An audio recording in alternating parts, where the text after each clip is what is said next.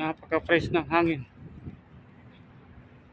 Fresh na fresh guys ang hangin sa labas. So tamang tama yung timpla ng panahon. Hindi siya mainit, hindi naman siya malamig. So nang umalis kami sa bahay guys, sabi ko sa misis ko magdala ng towel or face towel na pangpunas natin ng pawis. Kasi alam ko na medyo mainit pa, pero at this time the climate is tamang tama ang timpla. So ayun.